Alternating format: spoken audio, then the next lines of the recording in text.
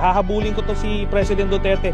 The moment mawala na siya sa poder ng kapangyarihan, ipapakulong kita. Sa mga nagsasabi na ang lahat ng mga nangyaring ito ay isang political na away between Marcos at Duterte, 2017 pa lang ay final ko na ang kaso. Wala pa po sa pwesto si President Marcos. Halos 8 taon na inimbestigahan ito ng ICC.